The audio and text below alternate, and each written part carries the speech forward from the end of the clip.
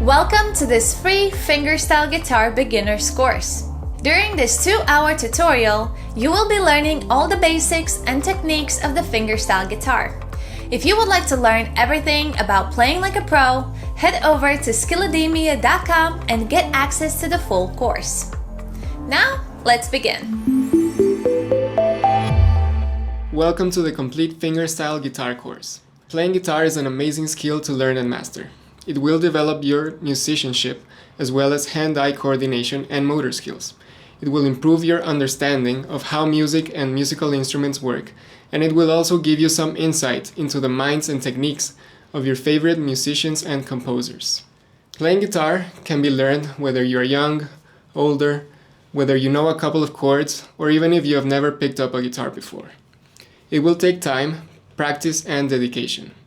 Emphasis on time and practice. We will talk more in detail about this in a while. In the end, when you look back and see the progress you have made, it will be very rewarding. Most importantly, playing guitar or playing any instrument should be just that. It should be about playing in its more general sense. It should be fun and enjoyable, and I hope this course offers you lots of fun and enjoyment. Now, let's talk a little bit about how this course is thought out. This course consists of 20 units and covers everything that has to do with fingerstyle guitar, from absolute beginners all the way to an advanced level of fingerstyle playing. The course is built gradually, in order for you to learn and master the basics of guitar first, and then get deeper into more technical and advanced techniques. These videos will be accompanied by extra materials and resources, which you can access on the online platform. When I say materials and resources, I mean documents such as sheet music, lead sheets, exercise sheets, chord charts, as well as audios, links, and other types of materials. It's important that you access these resources, since I will be referencing them continuously and in many cases will go hand in hand with the videos. So let me give you a very brief overview of how the course is laid out. We will begin the course by learning about the guitar, the history of fingerstyle guitar, and what artists you can listen to in order to get yourself immersed into this genre and style of music. We will then proceed to identify the guitar parts, explore different types of guitars, its components, what makes each one different and unique. When it comes to actually playing the guitar, we will begin talking about posture and technique. Advancing further, we will learn the basic chords in what we call the open position, followed by simple strumming and finger picking patterns. As the course advances, we will explore other chord positions as well as scales and arpeggios. Strumming and finger picking patterns will get more and more complicated, and we will introduce some advanced guitar techniques like sliding, bending, hammer-ons, and other techniques that are very prominent in this playing style. Music theory will also be introduced, as it is needed in order to improve your understanding of how the guitar works and how you can move around its fretboard with ease. At the same time as we're developing these skills, techniques, and styles, we're going to learn how to play different songs. Each of these songs will reinforce the specific technique we are learning in that unit. I have chosen songs from old and new artists which use fingerstyle guitar techniques in their compositions, in order to cover a wide range of music, and I think will be the most enjoyable part of these lessons.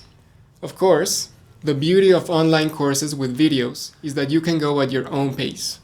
You can pause, play, and rewind the videos as much as you like, in order to fit the pace at which you learn. Throughout the course, I will be providing you with ways in which to practice these techniques. However, depending on your level and rhythm, you may find some exercises too easy or too simple. In these cases, I will always try to incorporate more advanced ways to practice. May it be at higher tempos or by introducing harder exercises for those of you who wish to be challenged. Without further ado, let's get into it. Let's start learning and playing.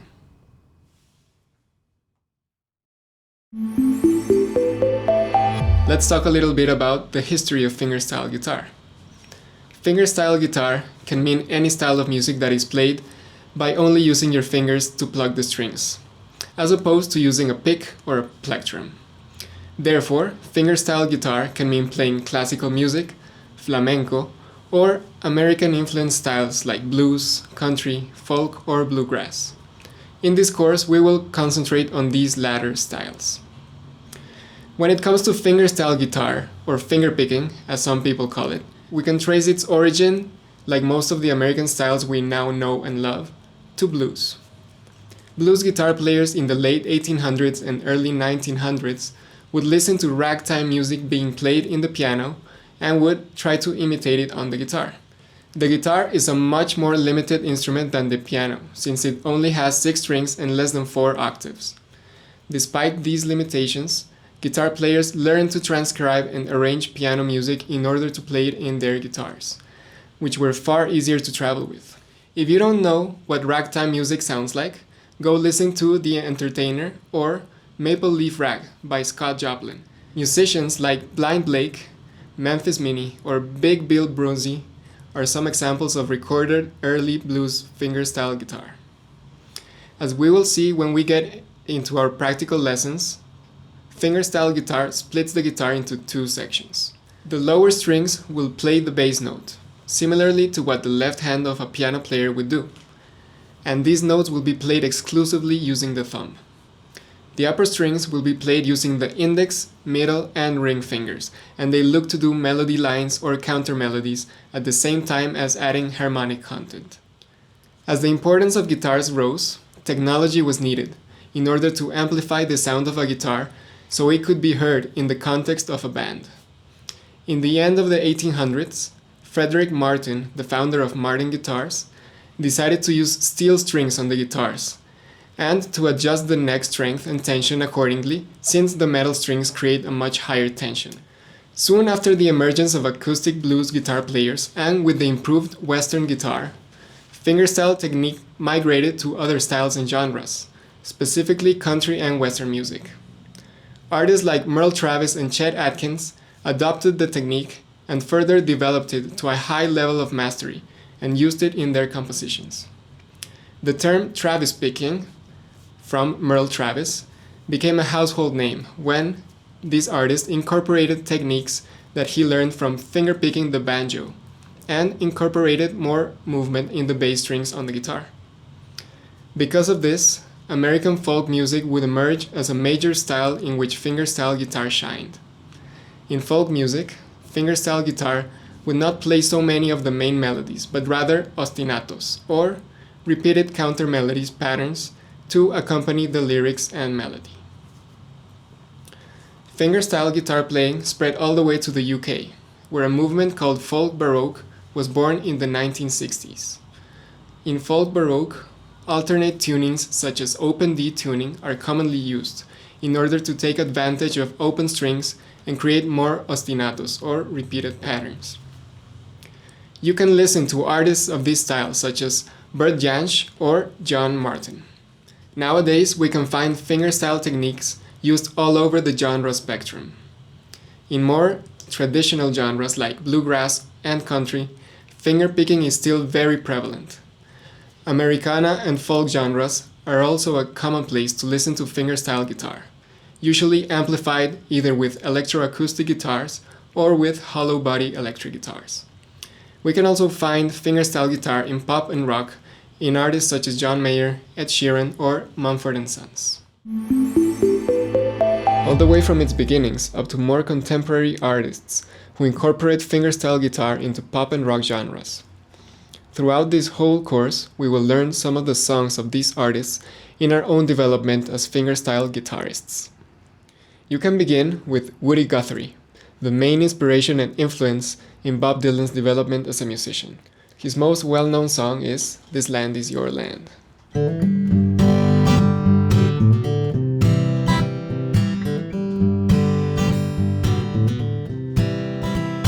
Then, you definitely must listen to Literature Nobel Prize winner Bob Dylan.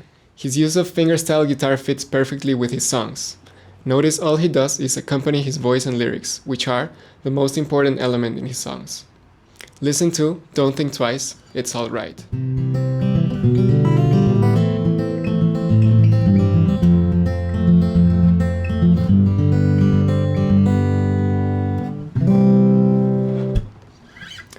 Proceed to listen to Simon and Garfunkel, and listen to Paul Simon's fingerstyle guitar playing in the song The Boxer.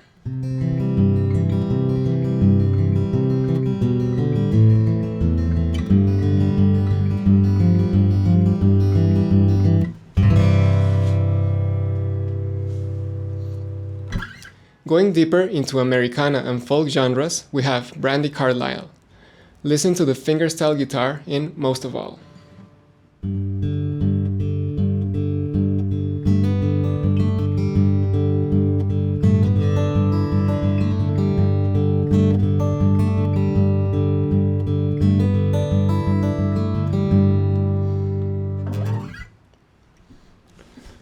Molly Tuttle is a virtuoso guitar player. Go blow your mind with her lightning speed picking. Moving across the pond to the UK, we find Johnny Flynn, who makes really sentimental and raw British folk music. Listen to his song, The Road and the Writ.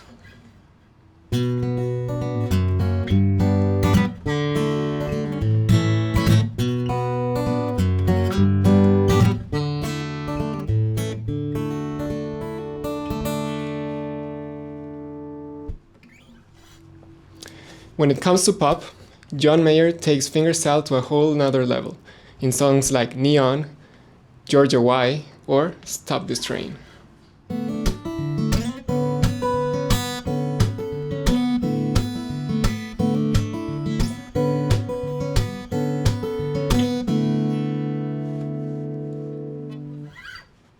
John Mayer adds slapping and tapping techniques as well as using jazz and R&B harmony. Ed Sheeran is a great example of fingerstyle guitar in pop. Listen to his song Tenerife Sea, as well as Bloodstream, or Icy Fire. Mumford & Sons have managed to fuse folk music with rock. Their earlier albums, Say No More or Babel, include much more fingerstyle guitar. Listen to songs like Not With Haste or Ghost That We Knew.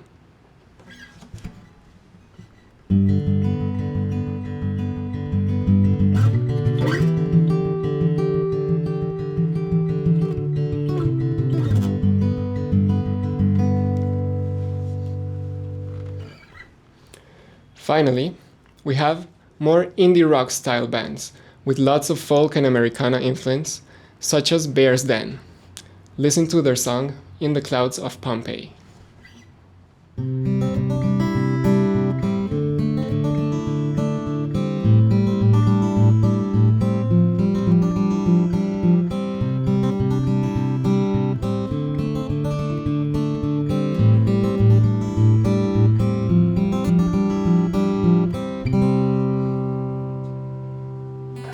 I hope you find these artists to your liking and that you study with attention the way in which they use fingerstyle guitar in their songs. As an additional external resource, you can find a link to a Spotify playlist which contains these songs and many more examples of fingerstyle guitar in music. Whenever you want to learn something new and master it, the importance of practice cannot be understated. Whether you want to learn a new language, play a new sport, acquire a new skill, or learn to play any instrument, practice is going to be your best friend. Here are 5 rules that will help you develop a practice routine and to practice in such a manner that your body and mind internalize the exercises and teachings. So how do you practice effectively? First and foremost, regularity is key. It is crucial to practice as often as possible. If you can practice every day, great. If not, 4 or 5 times a week is also great. Even if you can only dedicate half an hour each day, that is going to make the difference. Being constant and practicing regularly is going to build neural connections in your brain and is going to improve your muscle memory. So that is rule number 1, practice regularly. Rule number 2, like I said, the more you practice, the better. It is true that if you practice crazy amounts of hours in a single day, you will reach a point of diminishing returns, where things aren't going to flow anymore and it might just be better to call it a day. So if you feel like it's time to stop, stop. However, whenever you are in a long practice session, constant breaks always help. Take a 5 or 10 minute break every half hour where you can stretch your legs, let your mind wander and think of other stuff. Disconnect from what you are practicing at the moment. This will act as a palate cleanser for your body and mind. It will allow your mind to reset and be ready to keep acquiring knowledge and skills. Rule number 3. Keep good posture. Playing an instrument can be physically demanding. Big instruments, such as the tuba, trombone, or others, may require more physical strength, but in general, playing any instrument requires discipline when it comes to posture. Specifically talking about guitar playing, the parts of your body that will suffer the most will be your back, as well as your arms, wrists, and hands. If you are in long practice sessions, always keep your back straight. It might be tough at first, since you will be slouching over the guitar to look at your fingers on the fretboard. However, try to stay as straight as possible so your lower back doesn't suffer as much. We will expand later on what the proper playing position is and how to minimize the risk of injuries. But for now, always remember to keep a straight back and stretch constantly during your breaks. Rule number 4. Begin with a warm-up. There are different types of exercises that I will introduce in order to warm up your fingers.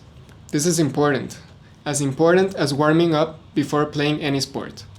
If you dive right into practicing a specific exercise, you might find your hands stiff, and frustration will come if you are unsuccessful at playing the song or exercise you wish.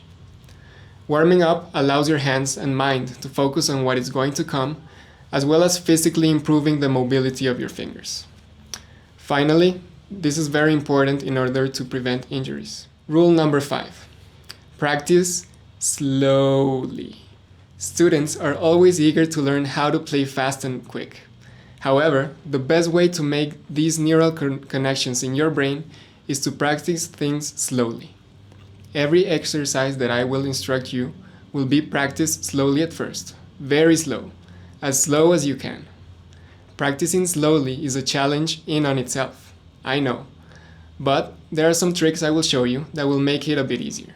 So, the other part of this rule is to practice gradually. Begin every exercise very slowly, and gradually increase the speed at which you practice. Gradual increases are crucial, not only when it comes to speed, but also with complexity. Always begin with slow and easy exercises, and move on gradually to faster and more complex ones. This has many benefits, one of which is that it will help you develop your inner rhythm or inner metronome, which is vital whenever playing any instrument. This leads me to talk about your second best friend whenever you are learning to play any instrument, the metronome. A metronome is a musician's second best friend right after practice. You might come to hate using a metronome. However, it is the thing that separates the boys from the men when it comes to playing music. And if you learn to always practice with it, in the long run, you will be very happy and grateful you did. Building inner rhythm is a hard task to accomplish, much more if you begin to work on it later in your music playing career. So, if you are just starting to play music, this is the time to begin working on your inner rhythm. So what is a metronome? A metronome is a device that keeps fixed continuous pulse. This pulse is what in music we call the tempo, which is Italian for time. So the metronome keeps the time. It provides a steady pulse announced with audible clicks or beats and helps the musician be aware at all times of the tempo of the song or exercise they are playing. This is why the metronome can also be referred to as the click sometimes. Where can you find a metronome? You can buy a metronome at any music store you have around. There are plenty of options, which may have more complex or more simple features, and any of them should work fine. However, since we are living in a smartphone era, there are also plenty of free and paid apps which provide metronomes. And guess what? Now, you will always be able to find your second best friend right in your pocket. Finally, there are online options for free metronomes. Just type online metronome in any search engine that you use, and the number of websites will come up, allowing you to access a metronome anywhere, anytime with ease. Let's talk about tempo, beats, and time for a minute. In music and throughout this course, you will hear me discuss tempo, meter, and rhythm at any given time. So it's important to define what these terms mean. The tempo, we already know what it is. It is the speed at which a passage of music should be played at. It is defined by the number of beats per minute, or BPM. These beats are spaced at regular intervals in order to create a steady tempo, and if we count the number of beats in a minute, we get the BPM. The more beats per minute, the higher the tempo and the faster the music. Inversely, the lower the BPM, the slower the tempo and the slower the music. Now that we know how many beats are in a minute, we must define how many pulses will be in every musical bar. This is what we call the meter. The meter consists of two numbers, usually written one above the other. The first or top number tells us how many pulses or beats we have in one bar. The bottom number tells us what kind of beat it is, or put in other words, what rhythmic figure these pulses will be represented with. We will get deeper into rhythm and meter in another lesson, but for now, we should know that the most common meters that you will find are 4/4 and 3/4. This means that we have 4 beats in every bar for the first example and 3 beats per bar in the second example. When using a metronome to practice, you must choose the tempo and the meter. The tempo is simple. Just choose a number, usually between 40 and 200, and you can find your desired tempo. When choosing a meter, it's important to know how many pulses you wish. Like I said, usually 4 or 3. And also, you might need to adjust the subdivisions. When I say subdivisions, I mean audible clicks that indicate other beats which are in between 2 strong beats. So for example, if I have 4 strong beats in a 4/4 bar, I can place a subdivision between pulse 1 and 2, between pulse 2 and 3, between pulses 3 and 4. You can count these subdivisions by saying the word "and" between every pulse. 1 and 2 and 3 and 4 and. These subdivisions can be heard in some metronomes and are what will help you to practice at a very slow tempo. If you are practicing at a tempo of 50 BPM or lower, it might get very hard to mentally grasp the intervals of each strong pulse. However, if you add these audible subdivisions, it will help you to follow the tempo. Let's leave further talks about rhythm, subdivisions, and tempo for another lesson.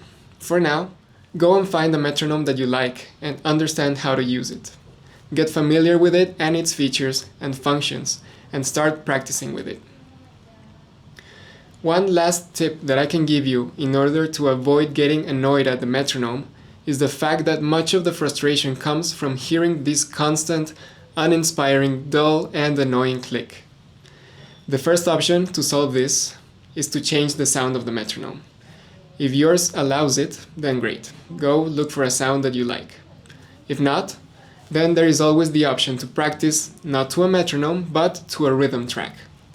If you know the tempo you wish to practice at, you can always go online and look for a drum track at different tempos. This way, you can always play along with drums instead of boring old metronome sounds. Beware!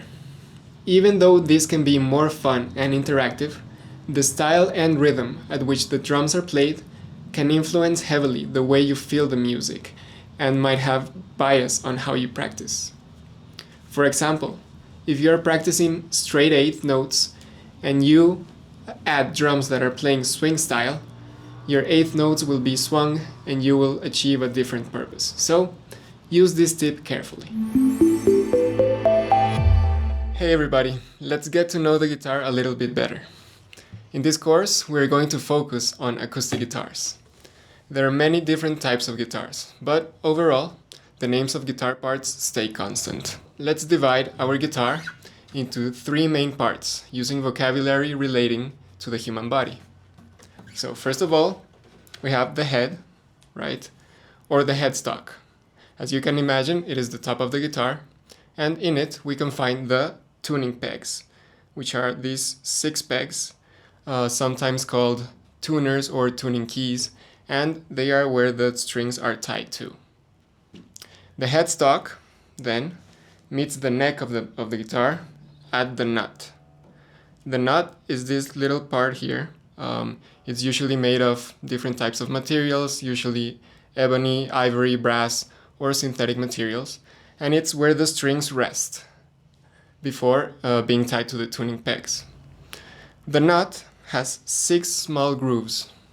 In each of these grooves is where each string will rest.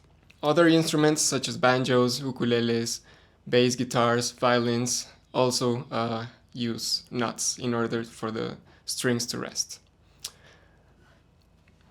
Now, the neck of the guitar consists of the fingerboard or fretboard and the frets themselves. Even though the frets are the thin strips of metal, whenever I say that we're going to be pressing the strings on a certain fret number, I mean the space right before the metal fret. In this sense, this space would be the first fret, this would be the second fret, third fret, and so on and so forth. If I say to press the high E string on fret number 1, I mean to press it on the fretboard right behind the first fret. Don't worry, you will get used to this fairly quickly. As you can see, in the fretboard, some guitars have these little spots, white spots. These are called position markers, which help us to quickly and visually identify a fret number in order to locate ourselves along the fretboard. Usually, we will find one on the 3rd fret, on the 5th fret, 7th, 9th, and on the 12th fret, we usually have two dots. Here on my guitar, I have extra dots on the 15th and 17th fret. Some guitars may have more of these position markers. Some guitars may have less. Some guitars may not even have any. Take a look at this guitar. It doesn't have any on the fretboard itself. However, some guitars do have these position markers placed on top of the neck in order for the guitarist to visually locate himself on the fretboard. Finally, we get to the guitar body. The body of an acoustic guitar is a hollow resonant box in which the strings resonate and create all the harmonic richness that we love. Each guitar has its own shape and may be made with different materials, each adding its own color and texture to the sound. So this right here is the sound hole of the guitar. Sometimes it's called the mouth. This is where the vibrations of the string travels inside the body in order to resonate. So inside the sound hole, you can find electronics of certain electroacoustic guitars such as mine. This is where the magnetic pickups are located in order to capture the vibrations and later amplify them. Outside the sound hole, some guitars may have a pickguard. This is the pickguard right here. The pickguard is a piece of synthetic material that, as its name suggests, guards or keeps the wood from being scratched by the use of picks or plectrums. So the strings are then attached to the bridge of the guitar. The bridge is this whole piece right here. In the bridge, you can find the bridge pins, right? These white pins, 6 white pins, one for each string. And you can also find the saddle. The saddle is similar to the nut, but it's on this end of the guitar. It's also a piece of material where the strings rest, and it doesn't have any grooves in it. Last but not least, we have the strings, which are the source of the vibration. So let's get into the different types of strings and guitars. There are 2 main types of strings when it comes to guitars: steel and nylon. Nylon strings are used in classical guitars. They are usually thicker, but have more color or tone than steel strings. They are also friendlier to guitar players since they are softer and gentler on the fingers. You won't have to worry about getting cut by them. They produce a warmer sound, well suited for flamenco or classical music. In contrast, steel strings are thinner, usually sharper, and produce a brighter tone than nylons. However, due to their sharpness, they can easily cut you if you have not developed calluses on the tips of your fingers. Steel strings are used in many contemporary productions, styles and genres such as pop, rock, country, or folk.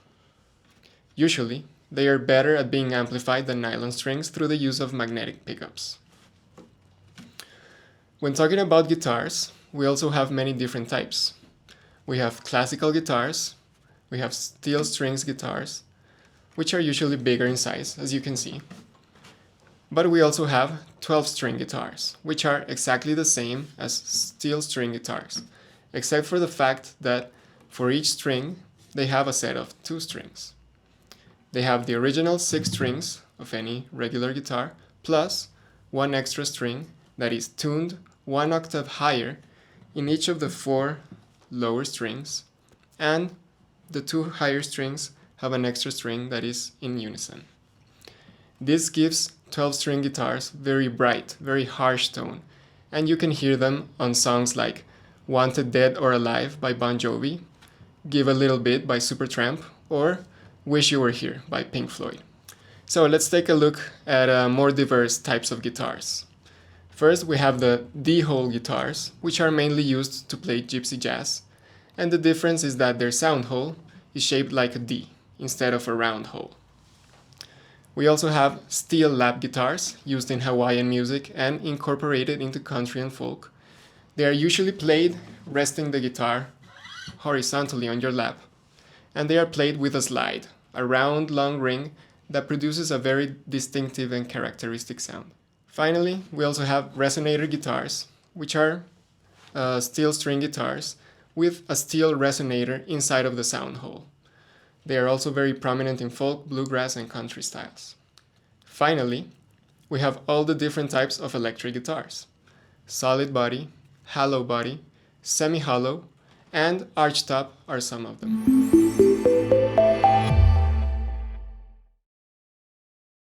When it comes to guitar playing, there are a number of accessories or objects that can help us with the performances.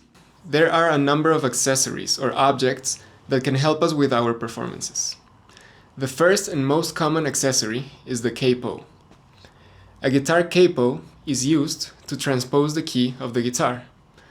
By adding a capo, we are making the length of the neck of the guitar, or the length of the strings, shorter, and effectively raising the key of the chords or notes that we are playing. Let me give you an example. If this E string is played openly, an E will sound. However, if I add a capo on the 2nd fret and I play the same E string open, now we will hear an F sharp. Capos will allow us to quickly change the key of a song we wish to play without having to change our chords. If a song has a certain progression, for example, C major, F major, G major, and I want to raise the key in order to sing it in a higher register, I can just add a capo on the 2nd fret, and now when I make the shape for a C, F, or G chord, I will get a D, a G, and an A chord, respectively. There are many types of capos, as you can see. We have this type of capos, we also have these type of capos, and many other types. However, in general, the better quality ones will have better sound. They will press the strings uniformly, avoiding making any fretting sounds, which can be annoying. A second very common accessory that is used in guitar playing is the pick. It is also sometimes called a plectrum, and it replaces the use of your fingertips to pluck the strings. As you can see, there are different sizes of picks, as well as different thicknesses of picks. Notice how this one bends really easily, while this one is stiff. Each type of pick produces its own sound when plucking the strings, and each guitarist has their own preference, whether to use big, small, thick, or thin. Brian May, the lead guitarist from Queen, famously plays his guitar not using a pick, but a coin. To each his own, I guess. In this course, since it is a fingerstyle course, we will not be using a pick or plectrum. Instead of using picks, which effectively reduce the number of fingers you can use while picking, some folk and country guitar players use guitar finger picks. These are steel picks, which attach to your fingertips. This one for the thumb, this one for your index finger, and this one for your middle finger. When you play them, you will give sharper and harder attack on the strings. There is also a technique that needs to be developed in order to properly use these finger picks. Finally, some guitar players grow out their own fingernails and use them as picks. This is most common in classical and flamenco guitar players. You can also find other types of accessories, such as footrests, which raise your right foot in order to get into a more comfortable position while playing. If you don't have a footrest, you can use pretty much anything that will raise your knee and thus raise the guitar towards you. Finally, we have what we call fret wraps.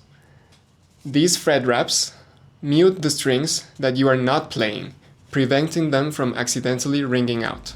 Hi again! Congrats on getting this far! I hope you're enjoying the course and already starting to see great results.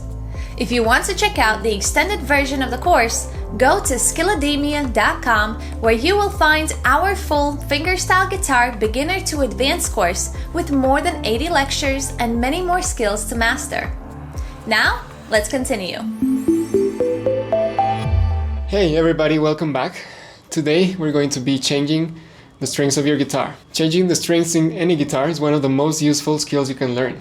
You're going to need to change the strings very often, so pay close attention to this lesson. Changing strings isn't as easy as it sounds. There are tips and tricks that will help you get faster at changing strings, but also will help your guitar stay longer in tune and maximize the life cycle of the strings. Especially good quality strings aren't very cheap, so it's convenient for you and your pocket to know how to properly change the strings on a guitar to get them to last as long as possible. In order to make your life easier, there are a couple of tools that will help us in our process. First and foremost, we need a flat surface to work on. If you have one, they sell some headrests or cradles for the guitar neck, which support the neck of the guitar while in a flat position. If you don't have one, just place books, like I do, or anything under the neck, and it will do the job. The other handy tool is this multi-tool that I have right here. It is a pair of string cutters, which you will use to cut the strings. As you will see, guitar strings are very thick and very hard to cut if you use regular scissors. So these string cutters are very handy. It also has a string winder, which helps us wind the strings faster. You can also find string winders on their own, like this one, but the multi-tool is very efficient. Finally, it has a bridge pin popper, which is going to help us remove these bridge pins, which can get stuck. So let's begin with changing the strings in a steel string guitar like mine.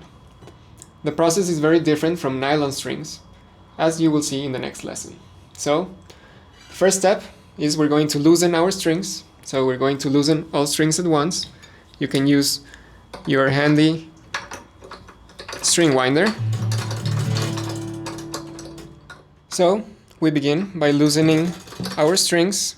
We can use our string winder to loosen them. Make sure you have all 6 strings loose. Now we want to loosen all the strings and remove all the strings in one. Changing string by string can be very uncomfortable physically in your working area, so it's much easier to just remove all 6 strings at once and change them all at once. So after you have loosened them on top, we can proceed to the bridge, where we're going to remove the bridge pins. We can use our bridge pin popper this way. We remove the pin, keep it in a place where it won't be lost. We will need these later, so go one by one.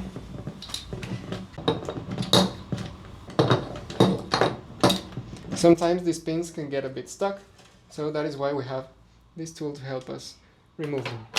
So now that we have the pins removed, we can go ahead and take out our strings, and we can use our string cutter to cut the strings off.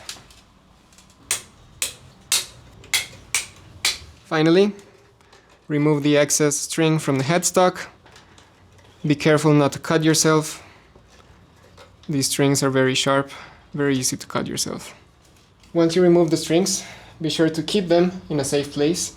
These strings are recyclable, so next time you go to your local guitar shop, I'm sure they have a bin where you can recycle the excess strings. So what I like to do is just wind them up give them a little twist, and now you can easily drop them off at your guitar store. Now that your guitar is naked, make sure to give it a good and thorough cleaning. A wet cloth just does the job. Notice it's not wet, it's just damp. So you can go ahead, make sure to clean all the dead skin and dust that will accumulate beneath the strings. Get it nice and shiny, clean the pick guard, as well as the fretboard. Depending on how much you play your guitar, it's going to be filthier, so this is the perfect moment to give it a cleaning. Clean the head. Once again, make sure it's not wet, just damp. And stay away from any citric or acidic products. They make the wood dry out, so stay away from them. Good. I also like to use hydrating oil for our guitars, such as this one. It's basically just oil that hydrates the wood, and it conserves it better, makes your guitar last longer. So I'm just going to apply it a little bit to my cloth and apply it on the fretboard, a little more for the body. Once you have cleaned your guitar, nice and hydrated and clean, it's time to unbox your new strings. So here I have a set of Boss 4 bronze strings, brand new. So we have our strings. Now, sometimes these strings are labeled, which string is which is the E string, which is the A string, so on and so forth. Sometimes they are not labeled. In my case, I have a color coding which tells me which string is which. So here I know that the golden ballpoint is the high E string, the silver is the low E string. So we can untangle them. Here we go. Okay, I'm going to begin by placing the low E string, which according to my color coding is the silver, which I guess is this one because it's the thickest one of them all. So we're going to begin by inserting the strings on the bridge. Okay, how are we going to insert them? You take the ballpoint end and make sure that it is perpendicular, facing forward. So notice that it has on one side a hole, on the other side a round ball. So once again, make sure that it is facing forward so that it will fall right into the groove of the bridge pin. So insert it this way,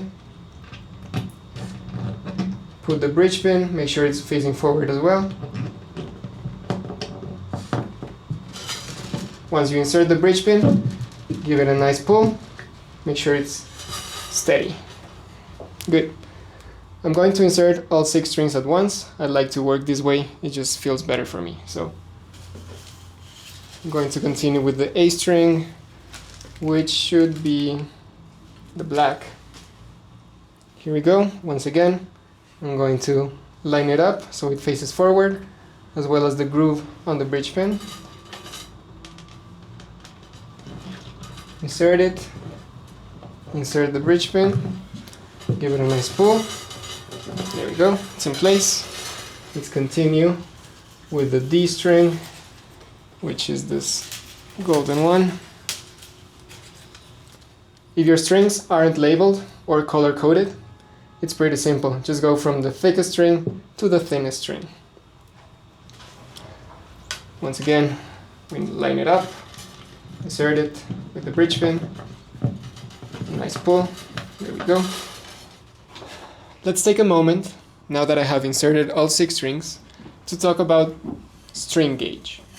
As you can see, these are a set of 11s. This is the gauge of the string, which is the thickness. So the higher the gauge number, the thicker the string, and the more tone and color you may get out of it. However, thicker strings are very hard to bend. which is a technique some of you might use. If you do lots of bends, then high gauge strings may not be for you. On the other hand, the lower the gauge number, the thinner the string. Thin strings are very good for bending and will require less finger strength to do so. However, they do produce less tone and less color in general.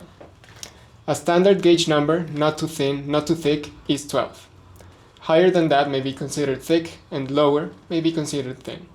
Mine are 11, so they're a little bit thinner than normal. You try out a couple of different gauges, see which one fits your playing style, and buy accordingly. Now that we have inserted all 6 strings on the bridge side, let's turn to the headstock. Before we feed the strings through the holes, a little nice tip that I can give you is to add some graphite pencil on the grooves of the nut. Just color it in a little bit.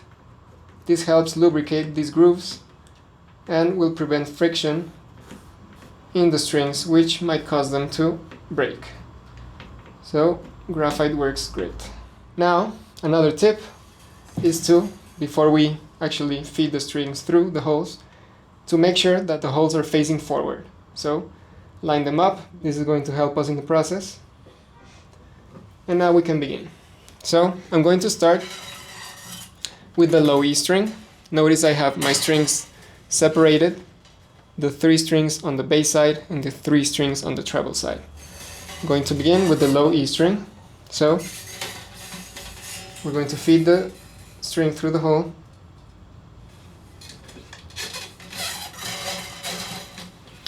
And now I'm going to, with my left hand, hold it in place in tension and give it a little slack so it can have space to wind around the post. Okay, we're going to go inside the string, go over the top, and create a little lock this way. Give it a nice pull, it's nice and tight.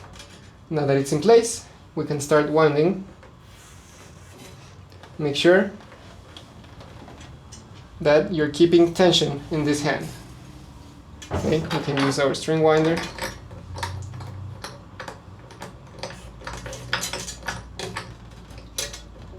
Also make sure that the string is winding downwards. Now that it's sort of in place, you can go ahead and cut the excess string. I usually cut it as close as I can to the tuning post. Let's repeat the process with the A string. Feed it through.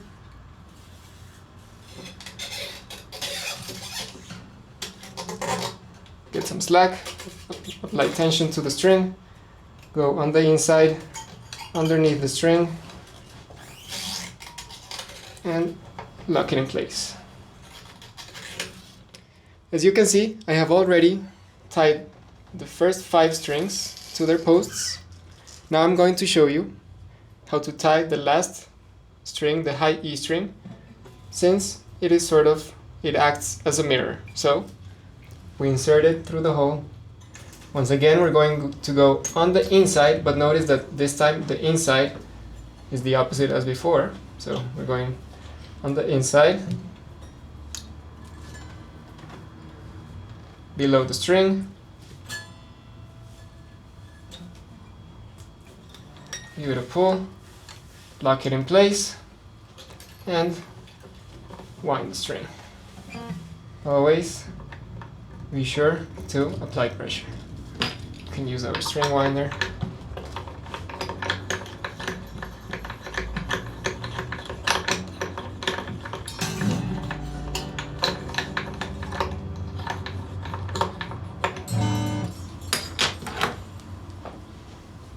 Cut the string, and all done. Now that all 6 strings are in place, it's time to tune them up. So use a guitar tuner to get them to their standard tuning pitches. Let me remove this out of the way. So here my guitar has a digital tuner So we're going to I had already tuned them up to get them close to their standard tuning positions.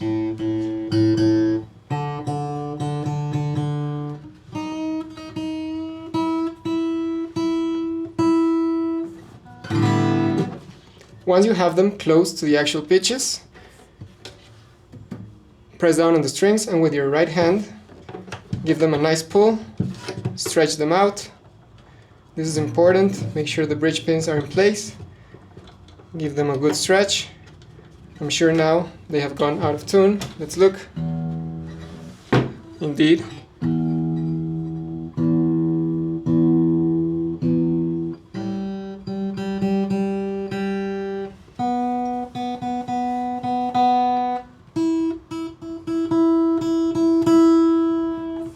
Repeat this process a couple of times.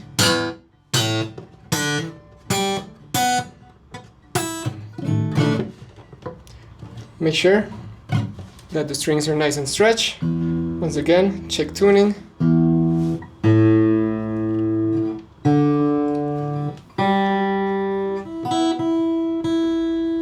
Once you've done this process a couple of times, then the string should be in place.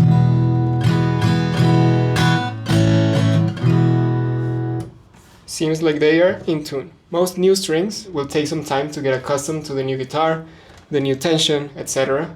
So they will go out of tune rather quickly, but give it a day or two, they should accommodate. Now let's look at the nylon string guitar. Look at the bridge and look at the headstock. They have different mechanisms to keep the strings in place than steel string guitars. This is why we have to learn how to restring nylon guitars as well. So begin in the same manner, loosen all the strings,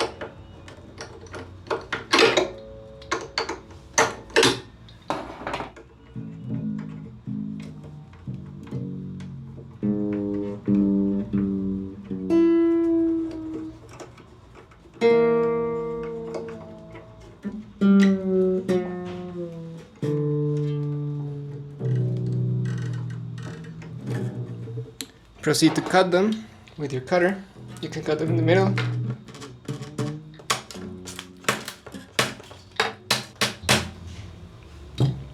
And proceed to remove them from the bridge and the headstock.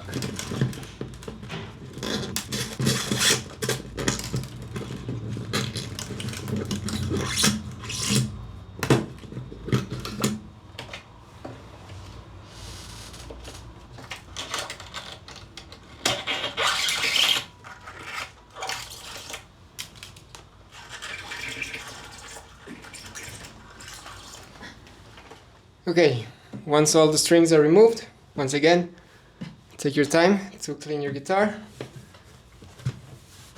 Clean it with a damp cloth. Clean the saddle, the bridge, the fretboard, and the headstock. Good, now let's open up our new strings.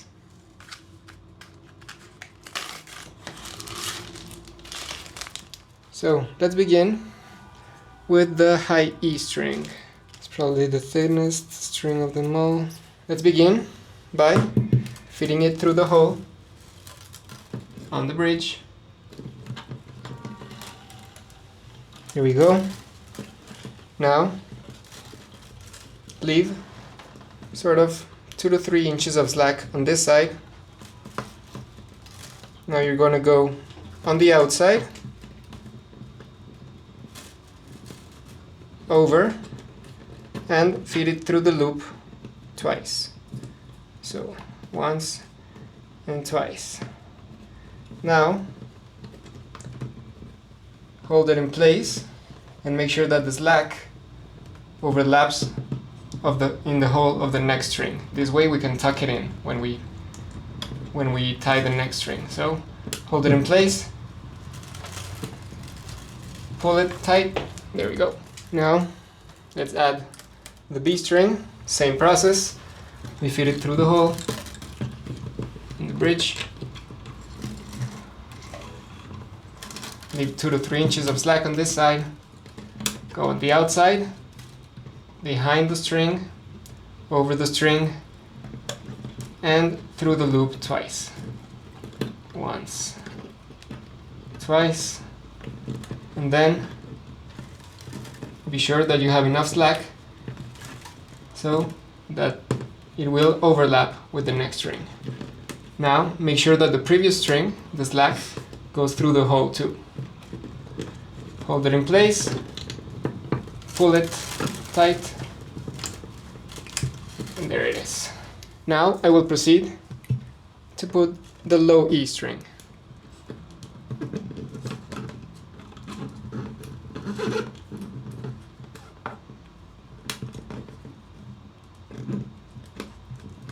Round, on top, and through the loop.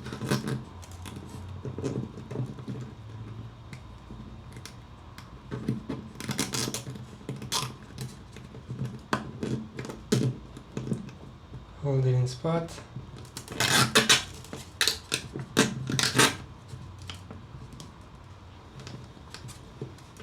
Now we're going to continue with our A string on the bass side, just like we did with the low E string. We're going to feed it through. Here we go. Once again, leave some slack. Go on the outside. This time the outside is this direction. Over the string. Feed it through the hole, through the loop. Only once. Since these bass strings are thicker, we only need to feed them through the loop once. Make sure that there's enough slack on this side and pull. Also, be sure to insert the previous string through the loop. Let's proceed to tie the D string.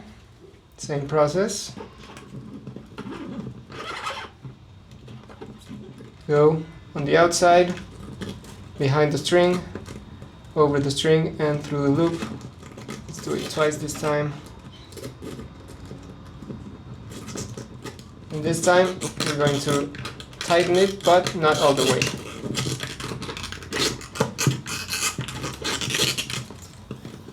Finally, now that I have already finished tying the strings to the bridge, I will show you how to tie them to the head post. Notice I have already tied the 3 high strings. I'm going to show you on the low bass strings, which is basically the same, except it's like a mirror. So we begin by placing the tuning posts looking straight ahead. This way we can feed the string through. We place our finger in the back and the string pops right up on the other side. So here I'm tying the low E string. I'm going to go on the inside of the guitar, behind the string, and just feed it through the loop. A classic knot. Pull it tight. It's important to cut the excess off at this point, since it will be very uncomfortable to do the winding with extra string. Now, you just pull it tight and start winding.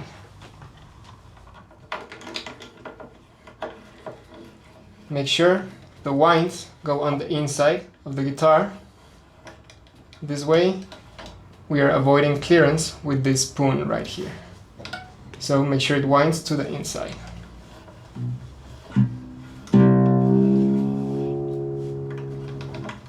Let's try the next string, the A string.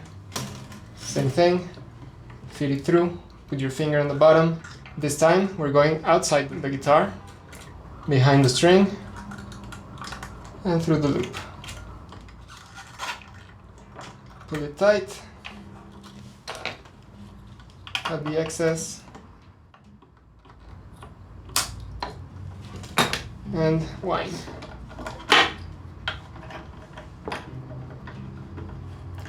This time we want the winds to go on the outside.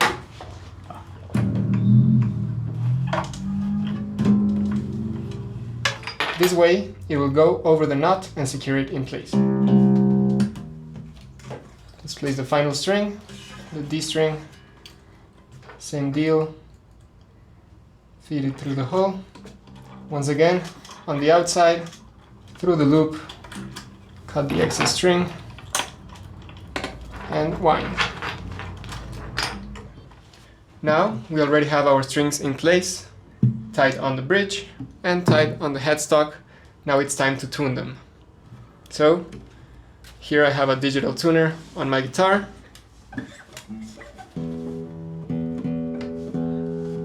Once again, get them pretty close.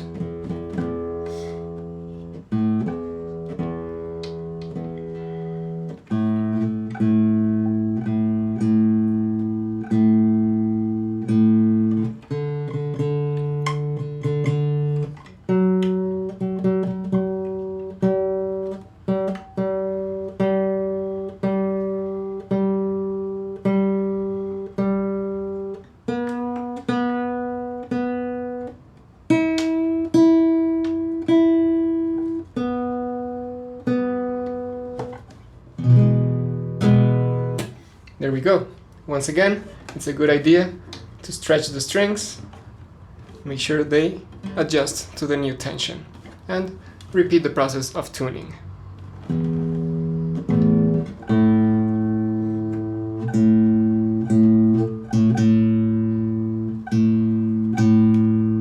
It's a good tip whenever you're tuning your guitar to tune from down up.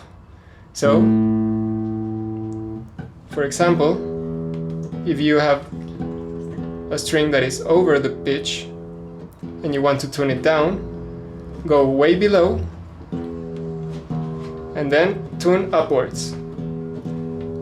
This will make sure that the string is in tight position and won't get out of tune.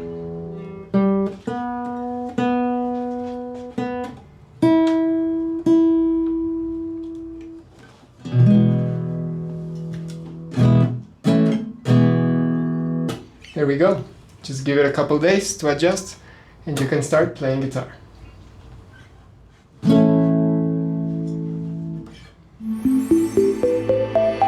As we mentioned earlier, your body position is vital when playing the guitar in order to avoid injuries and to improve your technique. So first and foremost, it's important to sit up straight.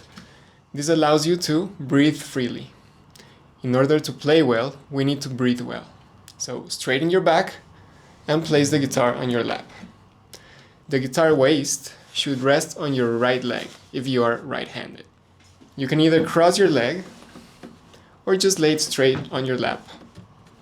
Crossing the leg helps to bring the guitar up and makes it easier to play. However, it can cause your leg to fall asleep. If you have one, try using a footrest in order to raise the guitar towards you. Classical guitar players tend to place the guitar on their left leg and angle the guitar at 45 degrees. However, in contemporary styles like rock and pop, guitars tend to be played in a more horizontal way. Keep your guitar straight so it doesn't angle outwards or inwards. You might want to do this in order to see the strings and your hand positions. However, this is a bad habit and should be avoided. Your right arm should go over the body of the guitar and hold it tight in place against your body. This is very important. We want the guitar to be steady, and this is the arm that will hold the weight of the guitar. This allows your left hand and arm to be free of weight. We don't want the left hand to be carrying any weight, so it has the strength to just push down the strings. Make sure the guitar is secure and doesn't move around all over the place.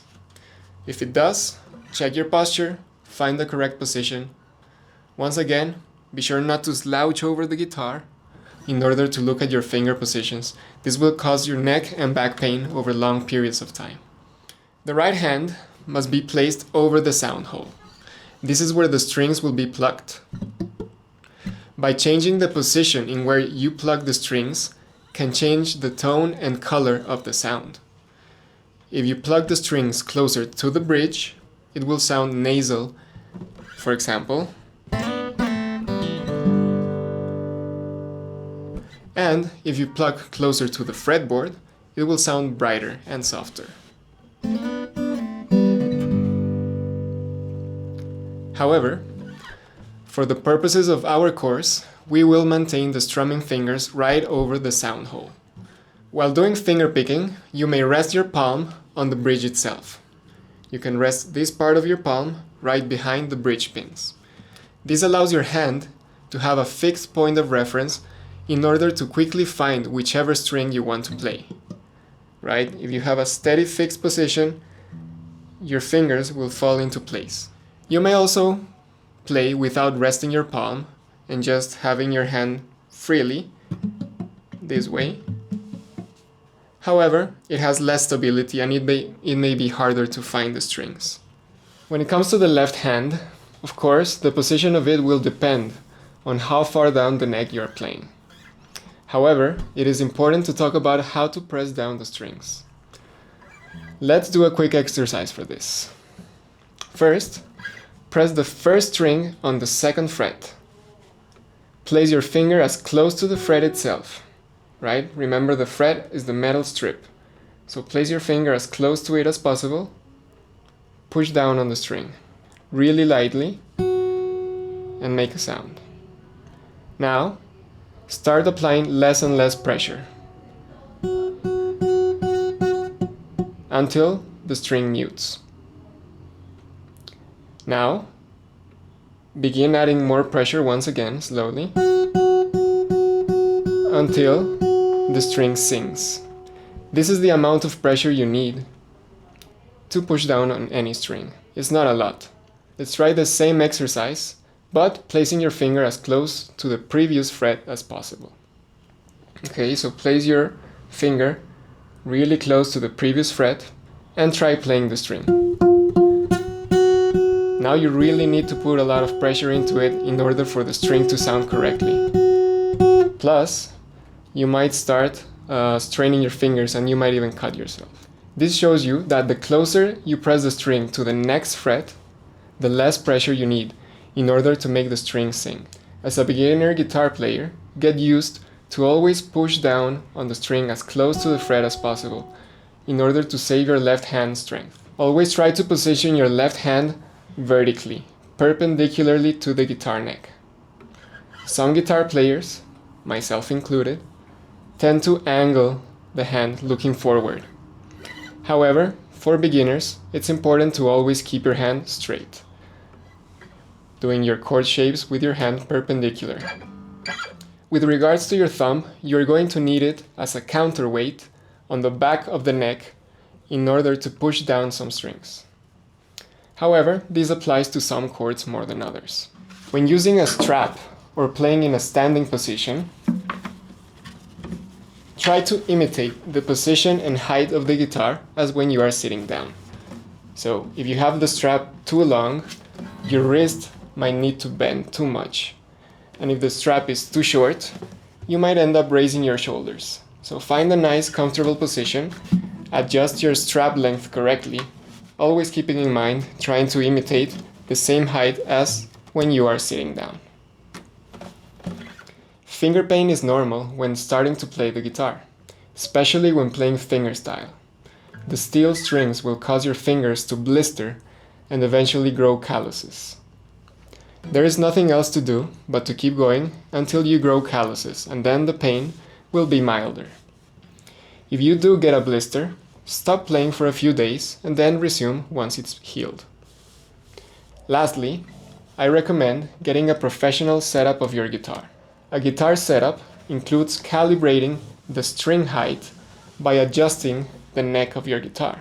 With lower string height, you need less tension to press down on strings. A guitar technician will be able to adjust your guitar specs in order to make it easier to play. As you all know, guitars have 6 strings. There are different types of ways to name them. The first way is to number the strings. We can start numbering the strings from bottom to top, starting with the first string would be the lowest string, the second string would be the second string from the bottom top. The third string would be this one, the fourth string, fifth string, and sixth string. It might be easier to just call the strings by their names, which is the actual note that sounds whenever you plug the string in the open position. So, the first string, whenever you play it, plays an E. Therefore, we're going to call this the high E string. The second string plays a B. Therefore, it's the B string. The third string is the G string. The fourth string is going to be the D string. The fifth string is the A string. And the last string, or the sixth string, is going to be the low E string. Notice we have two E strings, a low E and a high E, which is 2 octaves apart. How can you remember this? There are different types of ways or techniques to remember the names of the strings. However, you can use a very useful mnemonic device, which is every amateur does get better eventually. So, every E, amateur, A, does, D, get, G, better, B, eventually, E. So, practice learning the names of the strings, because you will need to know this by heart.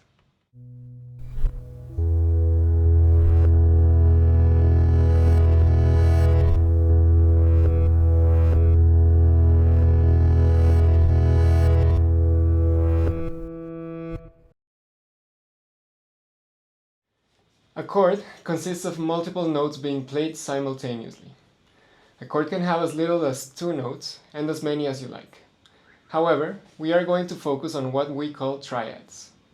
A chord triad is made up of 3 notes, hence the name triad. The chords get their names from the root note, or the tonic note. So the root note for a G chord is a G.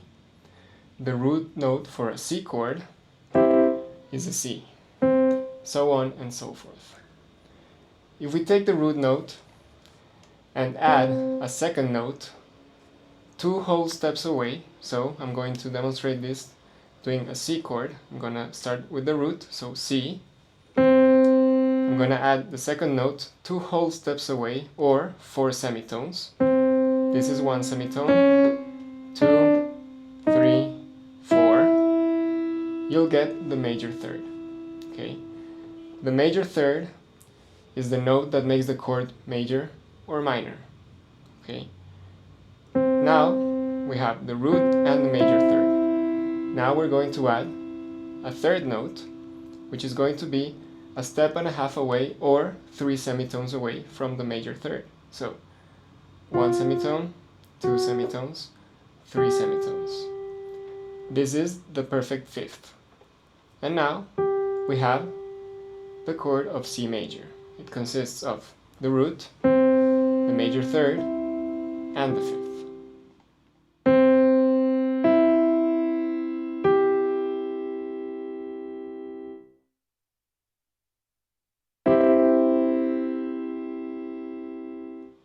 Perfect fifths are very important for us, since they will have a major role when it comes to what you're going to play with your thumb in the fingerstyle guitar. But more on that later. For now, let's notice that we end up having 3 notes, right? The triad, the root, the major third, and the perfect fifth. When these 3 notes are played together, they form a major chord. Okay? In order to form a minor chord, we will only change the major third to a minor third. This means that starting from the root note, again, now we're going to add the second note 3 semitones away. So 1 semitone, 2 semitones, 3 semitones. This is the minor third. And we keep the perfect fifth, which now is going to be 2 whole steps away, or 4 semitones away. 1 semitone, 2 semitones, 3 semitones, 4. When we play these 3 notes together, we get the C minor chord. Consists of the root, the minor third, and the perfect fifth. Now we have a minor chord. Notice the difference between a major and a minor chord is whether the third is major or minor. Now that you know how chord triads are formed, let's apply it to the guitar. Let's talk about chords in the guitar. This is the hand shape for a C chord. Notice that even though I am playing a triad chord, I am playing more than just 3 strings. This is because we can use the 6 strings of the guitar in order to repeat any of the 3 notes in the triad, using different octaves. In case you don't know, an octave is the same note, but played in a higher pitch, a higher register. If you think of a piano, every C note will repeat itself in different octaves, each sounding higher and higher in pitch. So, once again, when I play a G chord, I have, starting from the top, the G, which is the root, a B, which is the major third, and a D, the fifth. If I keep going down, I have another G, but an octave higher, another B, an octave higher, and another G in the first string, 2 octaves higher. They are repetitions of the same 3 notes that make up the chord triad. This happens with every chord. Notes are often repeated in different octaves. There are 12 major chords, 1 for each note on the 12 semitone Western scale. So we have C, D, E, F, G, A, and B chords, as well as the sharps and flats. So C sharp is the same as D flat, and we call them enharmonics. So D sharp is the enharmonic of E flat. There is no E sharp or F flat, but F sharp would be the enharmonic of G flat. G sharp is the enharmonic of A flat, and A sharp is the enharmonic of B flat. In total, we have 12 major chords and 12 minor chords, and we use the alphabet to denote them according to their root note. Throughout these course and lessons, you will find additional resources which are fundamental and go hand in hand with these lessons. These documents can be in music sheet form or guitar tab form, and therefore, we must learn how to read music. First of all, we have to learn how to read chord charts. When writing chords for guitar, we usually just use the name of the chord, the root, in a capital letter, and then define the quality. If it is a major chord, no further notation is necessary. However, if it is a minor chord, we need to add a suffix in lowercase. Common suffixes to indicate minor chords are lowercase m, lowercase min, lowercase mi, or just the negative symbol. Therefore, an A minor chord can be notated in these ways. One way you can find chord charts written for guitar is with the use of lyrics. The chords will change in the specific lyric that it corresponds to. Take a look at the chord chart for Hotel California in the resources. These charts may be easier to read at the first glance, but if you have a song with complex chord changes, it may not be clear where or when to make the chord change. Even worse, if you have an instrumental song, then these kinds of charts are no use. There is another more musical way to write and read chord charts. In this case, we will use rhythmic notation by indicating the rhythm in which the chords will be strummed inside the meter and pulses of a musical bar. In order to understand this notation, we must learn the duration of different rhythmic figures. In a 4/4 bar, we discussed that we have 4 pulses or beats. The bottom 4 means that we have 4 pulses of a quarter note duration. The quarter note is represented by this figure. As I said, there are 4 quarter notes in a 4/4 bar. The subdivisions we learned earlier are called eighth notes and are notated with this figure. They are the end between each of the 4 quarter note pulses. If we subdivide further each note by half, then we get 16th notes. We can represent the 16th notes by saying 1E and 2E and 3E and 4E and. Notice that there are 4 16th notes in each pulse. If we go the other way, we can represent a note that lasts 2 beats with this symbol, and it's called a half note. There are 2 half notes in a 4/4 bar. Finally, we can represent a note that lasts all of the 4 pulses with this symbol, and it's called a whole note. Finally, we have this hierarchy of rhythmic figures from a whole note, which lasts the 4 pulses, all the way to the 16th notes, where you have 16 16th notes in a 4/4 bar.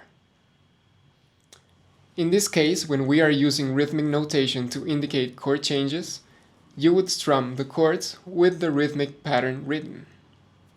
You will also find different technique notation for strumming direction. In your additional resources, if you see a capital D under a chord, then you know to strum downwards. If you see a U, then you know that chord must be strummed upwards. Let's practice using the simple chord chart that you can find on the resources. Look at your reading chord charts worksheet and look at the rhythms notated. Notice that all of these bars are in 4/4, so we know we have 4 quarter note pulses. Let's begin by strumming on every quarter note in a downward direction. Put your metronome at a slow tempo and try to strum steadily with the clicks.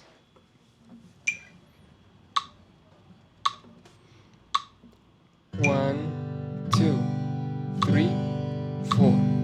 1, 2, 3, 4. 1, 2, 3, 4. 1, 2, 3, 4. If you're getting the hang of it, now speed up the tempo. 1, 2, 3, 4. 1, 2, 3, 4. 1, 2, 3, 4. 1, 2, 3, 4. Okay, great. If you're already comfortable, let's move on to the second bar in the worksheet. Now you will strum in eighth notes, meaning you will strum twice for every pulse. Notice all the strums are downward. This exercise will help you work on your inner rhythm. Do the same gradual exercises.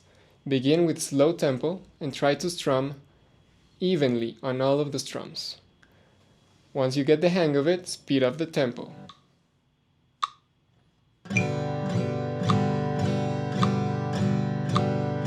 One and 2 and 3 and 4 and 1 and 2 and 3 and 4 and. Let's speed up the tempo. 1 and 2 and 3 and 4 and 1 and 2 and 3 and 4 and 1 and 2 and 3 and 4 and 1 and 2 and 3 and 4 and. Great! If this is too easy for you, go one step further. Now, try strumming with an accent on every strong pulse or downbeat, and strum gentler on the subdivisions or the upbeats. 1 and 2 and 3 and 4 and 1 and 2 and 3 and 4 and 1, 2 and 3 and 4 and 1 and 2 and 3 and 4 and. Now let's look at bar number 3. It's the same rhythm, strums on eighth notes, but this time the strums that fall on the end will be upstrokes. Now, some people believe they have to strum all 6 strings on the upstroke. This is inaccurate. The upstrokes are usually unaccented, and therefore it's okay if you only strum the first 3 or 4 strings. Try doing the same gradual work on this exercise. Slow tempo first.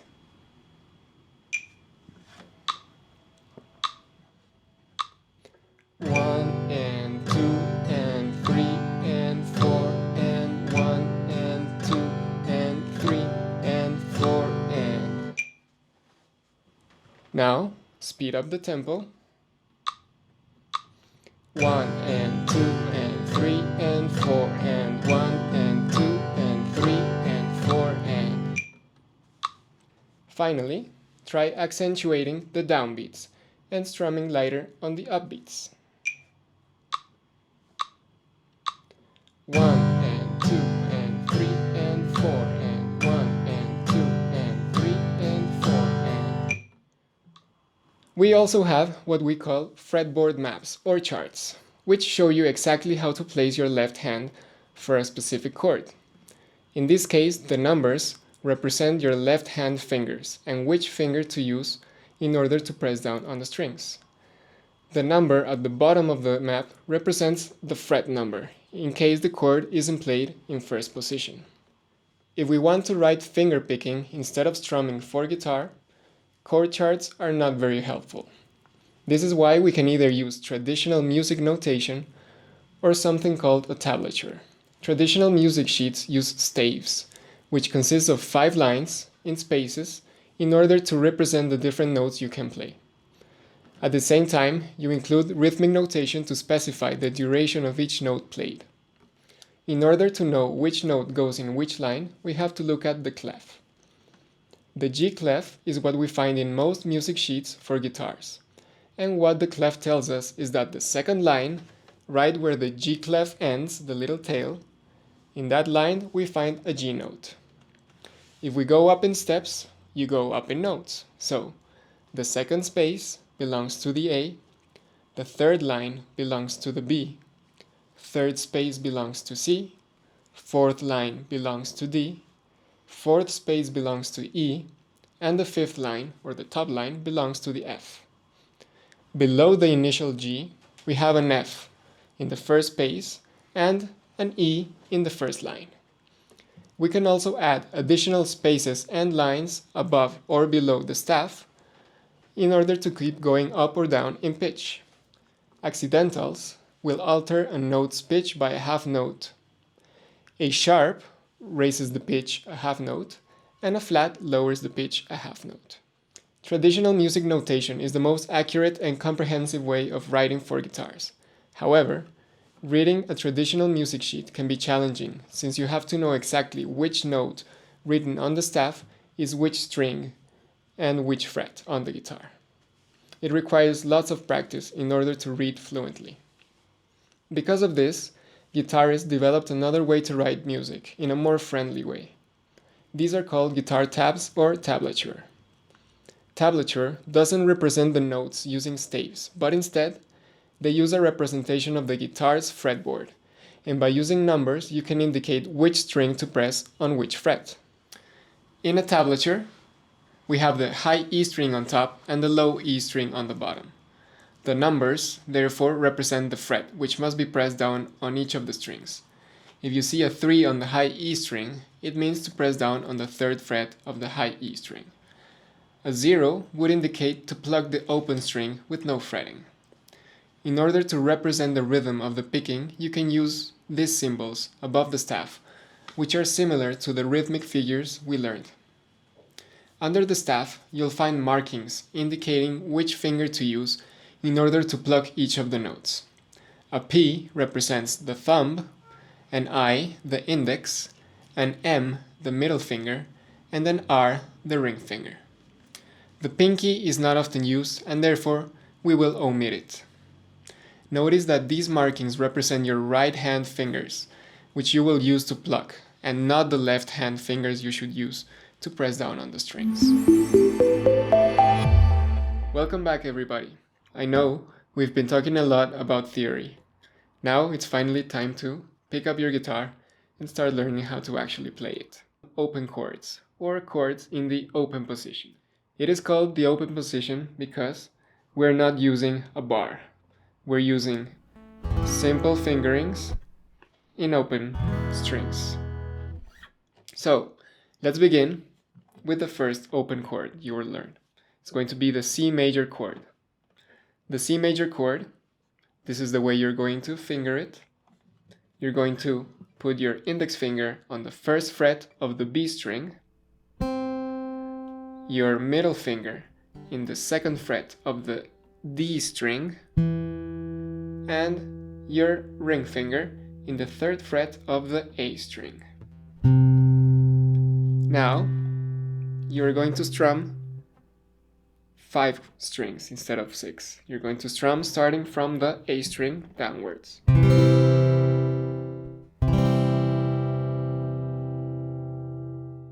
That is your C major chord in open position.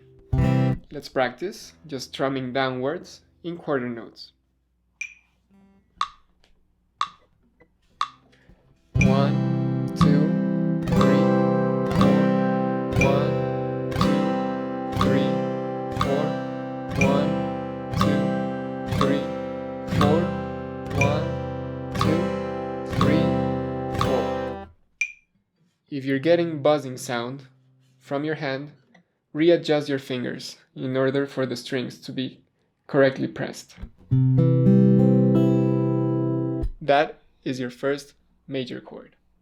Let's move on to a G major chord. A G major chord can be played in a couple of different ways, but for our purposes, I'm going to teach you this specific fingering. You're going to take your pinky and you're going to fret the third fret of the high E string. You're going to take your ring finger and you're going to press the third fret of the low E string. This might be a little bit hard to stretch, but you'll get used to it. And finally, you're going to take your middle finger and press down the second fret of the A string. In this case, you will strum all 6 strings. This is your G major chord. Once again, let's practice quickly in a 4/4 bar in quarter notes. 1, 2, 3, 4. 1, 2, 3, 4. 1, 2, 3, 4. 1, 2, 3, 4. Once again, if you're having trouble with your fingers and hearing some buzzing sounds, readjust your fingers. Let's move on. Now, we're going to learn the A major chord. For the A major chord, you're going to use these 3 fingers. You're going to place your ring finger on the second fret of the B string, your middle finger in the second fret of the G string, right next to it, and your index finger in the second fret of the D string. Notice all 3 fingers are fretting the same fret. Now, it's important that when you strum for the A chord, you strum the open A string and the open E string on the bottom. This is your open A major chord. Let's practice it.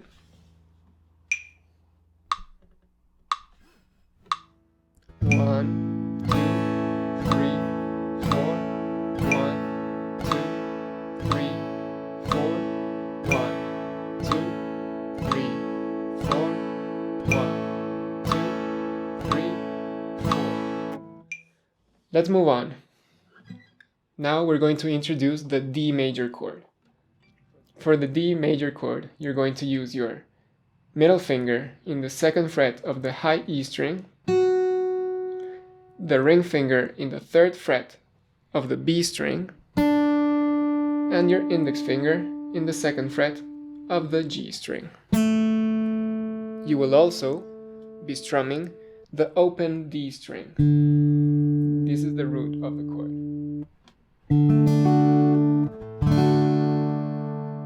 Let's practice this chord and try to avoid strumming the low E string and the A string.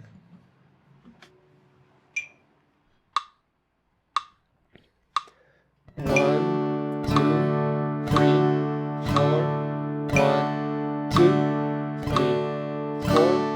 1, 2, 3, 4. 1, 2, 3, 4. Great. Now let's introduce the last open chord. Okay, this is the last open chord we will explore today, and it is the E major chord. For it, you're going to place your index finger in the first fret of the G string, your ring finger in the second fret of the D string, and your middle finger in the second fret of the A string. In this case, you will strum all 6 strings: the open E string, the open B string, and the open high E string. This is your E major chord. Let's practice them. 1, 2, 3, 4. 1, 2, 3, 4. 1, 2, 3, 4. 1, 2, 3, 4. Great! Now that we have these 6 open chords, let's introduce some minor chords. We're going to introduce A minor chord, which, if we start from the A major chord position, we're gonna change your ring finger, and now you're going to press using your index finger the first fret of the B string. Your ring finger will press the second fret of the G string, and your middle finger will press the second fret of the D string. You will also strum the open A chord, the open A string, and the open high E string. Let's practice the A minor chord.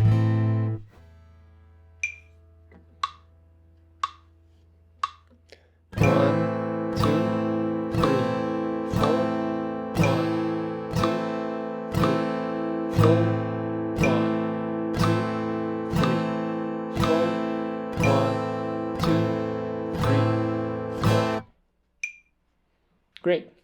Now, let's introduce the E minor chord. For the E minor chord, take the E major chord and just remove your index finger. This will give you the E minor chord. To be more clear, you're going to put your ring finger in the second fret of the D string and your middle finger in the second fret of the A string. Let's practice. 1, 2, 3, 4. 1, 2, 3, 4. 1, 2, 3, 4. 1, 2, 3, 4. Excellent.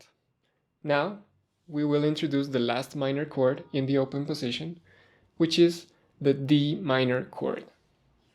The D minor chord, you will use your index finger in the first fret of the high E string, your ring finger in the third fret of the B string, and your middle finger in the second fret of the G string. Once again, you will also strum the open D string. This is your D minor chord. Let's practice. 4, 1, 2, 3, 4. 1, 2, 3, 4. 1, 2, 3, 4. Great! These are all the chords in open position that we are going to learn for now. Now that we know all of the open chords, it's time to practice them in a more musical way. There are a couple of chord progressions in Western music that are very common. Let's practice using some of them. For this first progression, we're going to be changing between the A major chord, the D major chord, the E major chord, and going back to the A major chord. This is what is called a 1-4-5 progression. Let's practice it at a tempo of 60 BPM, strumming downwards in quarter notes. 1, 2, 3, 4. 1, 2, 3, 4. 1, 2, 3, 4. 1, 2, 3, 4. This might be still a little too fast for you, especially since you need to practice the transitions between chords. So, take your metronome, put at a slower tempo, and keep practicing until you get used to transitioning from one to the next. The next progression is also a 1-4-5 progression. This time, we're going to start with the G chord. Transition to a C major chord, then to a D major chord, and we go back to the G major chord. Once again, let's practice at 60 BPM quarter notes. 1, 2, 3, 4. 1, 2, 3, 4. 1, 2, 3, 4. 1, 2, 3, 4. This is a much more interactive and fun way to practice. Finally, we have one last progression, which is a 1-5-6-4 progression. In this case, we're going to start with the G major chord, transition to the D major chord, then to the E minor chord, and finally C major. Once again, let's practice this progression. 1, 2, 3, 4. 1, 2, 3, 4. 1, 2, 3, 4. 1, 2, 3, 4. There are numerous songs in pop and rock that follow these progressions, so it's a good thing that you started practicing them. Let's talk about how we can practice playing these chords. First and foremost, it's important to get the muscle memory of making the chord shapes. So, begin by playing whole notes, one strum per 4 pulses with each of these chords that you learned today. As we discussed, use a slow tempo first, one strum per 4 beats, 2, 3, 4, change, 2, 3, 4, change, 2, 3, 4, change, 3, 4. Think about where your fingers are going next and make the switch. As your fingers get used to making the shapes and changing from one to the other, gradually speed up the tempo.